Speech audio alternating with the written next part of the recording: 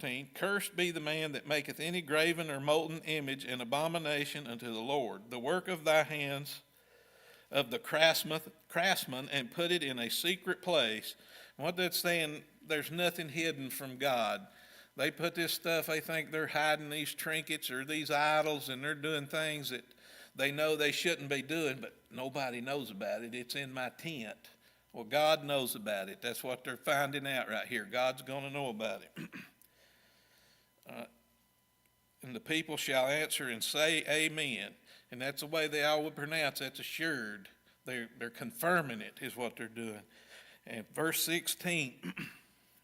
Well, I was supposed to stop at 13, but anyway, I'll just carry on to that.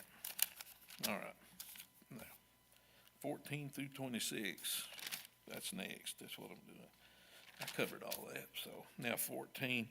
And the Levites shall speak and say unto all the men of Israel with a loud voice, cursed be the man that maketh any graven image, an abomination unto the Lord, the work of the hands of the craftsman, and put it in the secret place. That's what we're talking about.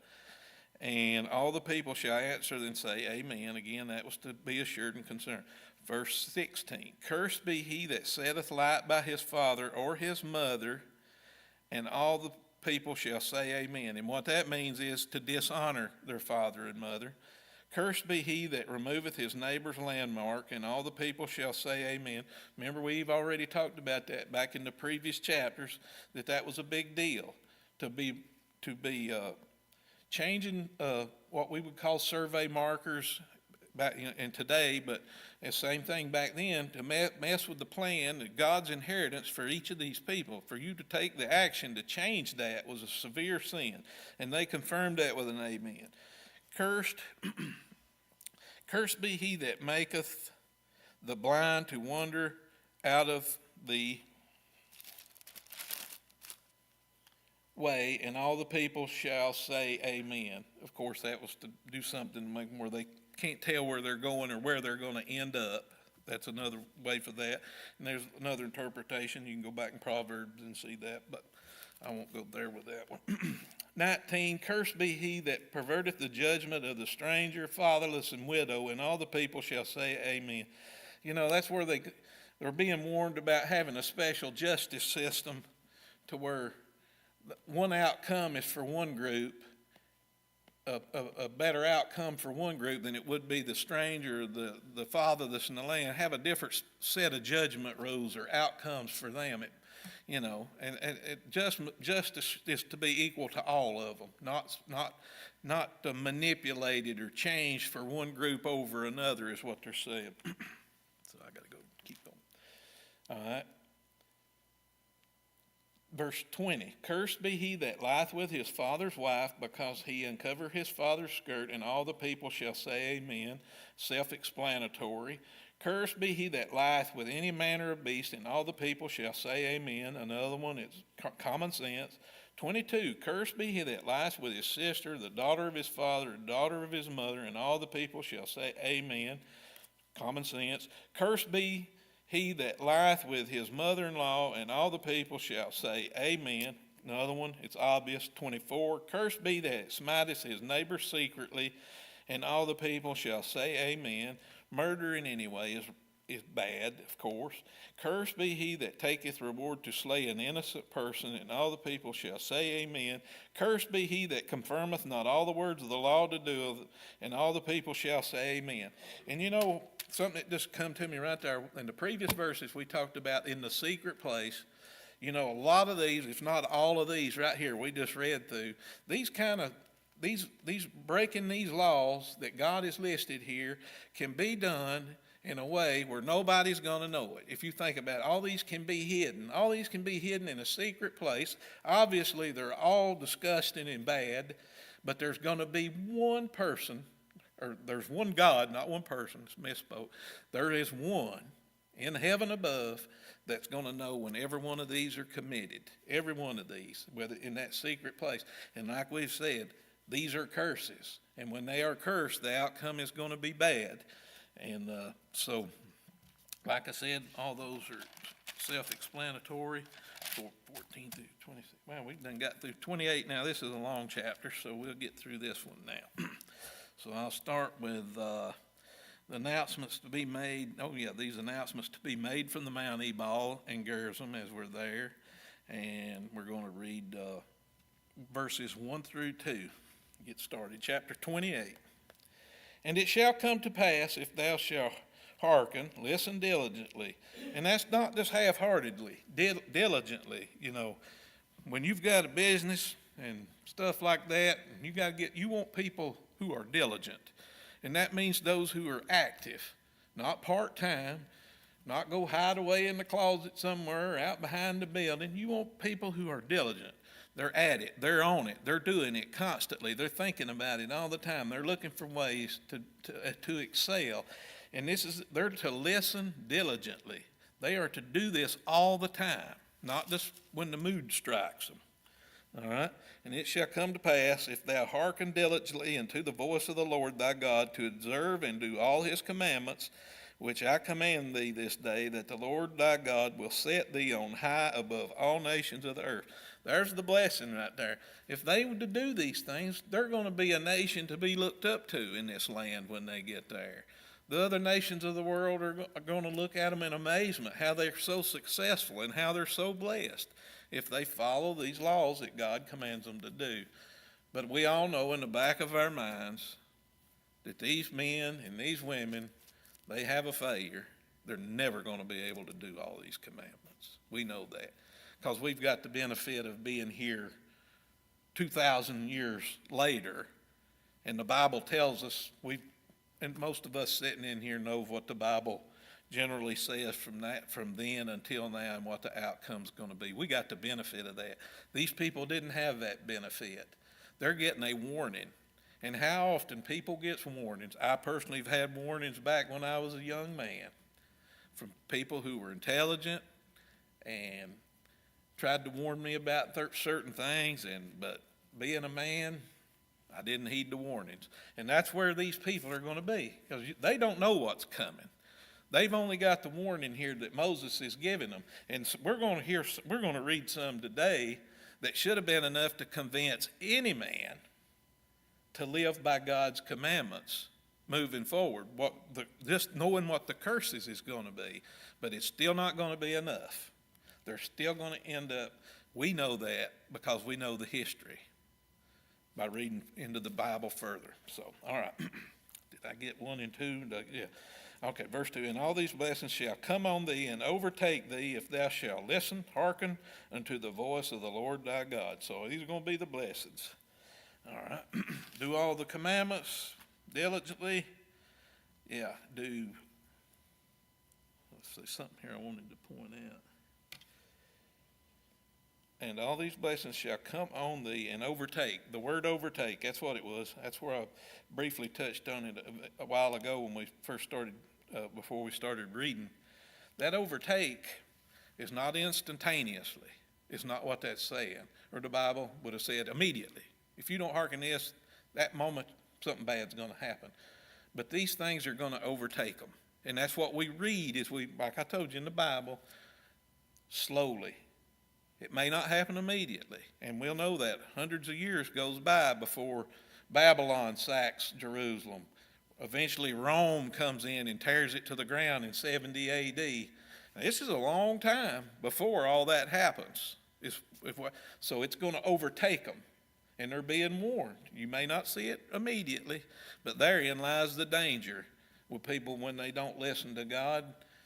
If the punishment is not instantaneously or immediate right then, they just kind of like, well, I got by with it this time, and they keep doing this as they move forward into their lives in the promised land. There, they keep doing it, but it's eventually going to overtake. So here's a big word: overtake. It may not be immediate, but it's going to eventually get them.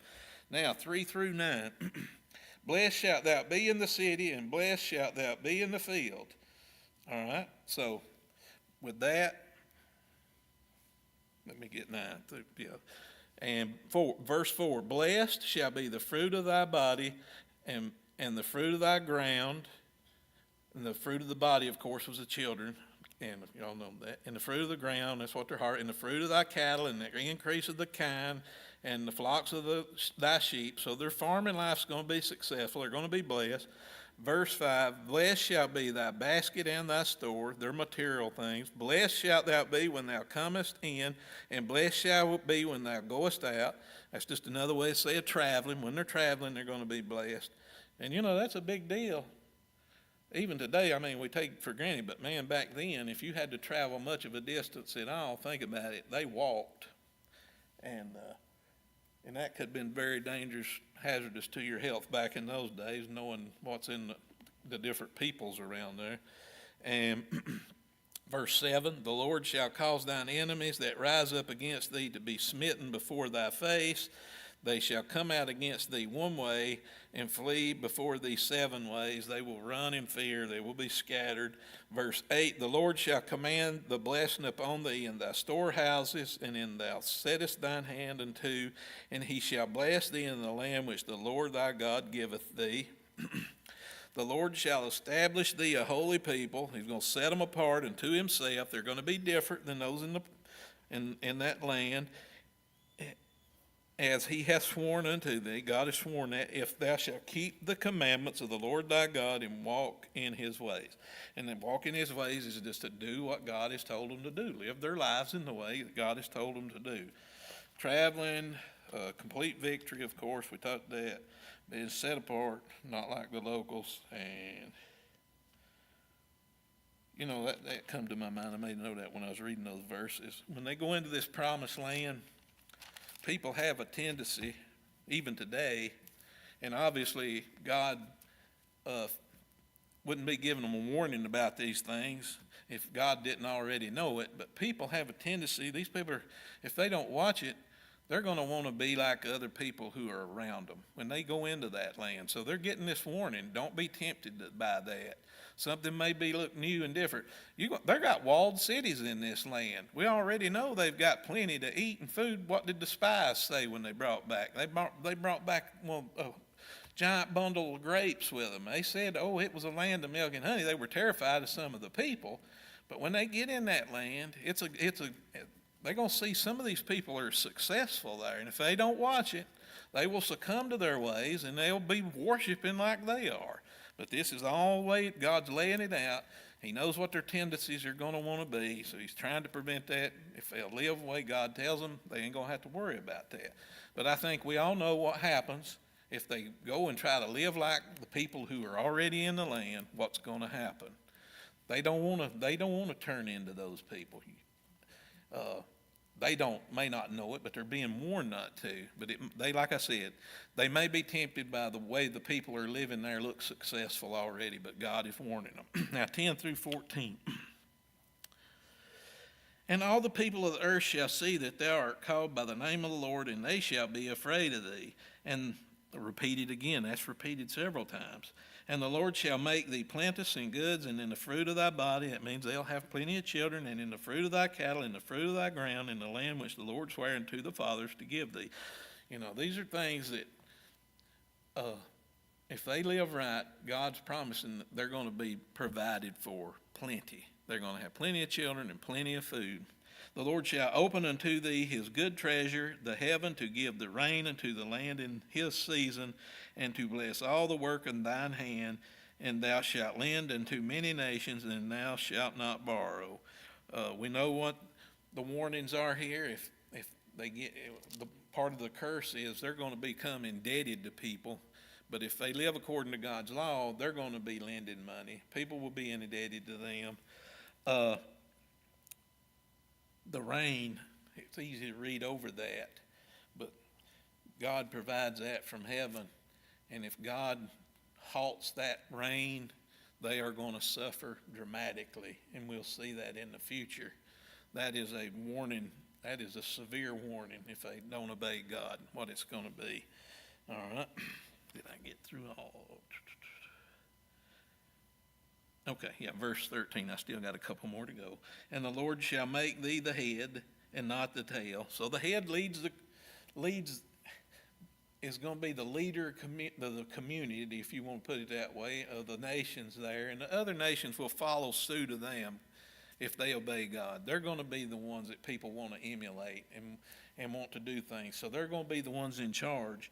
And thou shalt be above only. They're not going to be beneath other nations and other cities if they do this.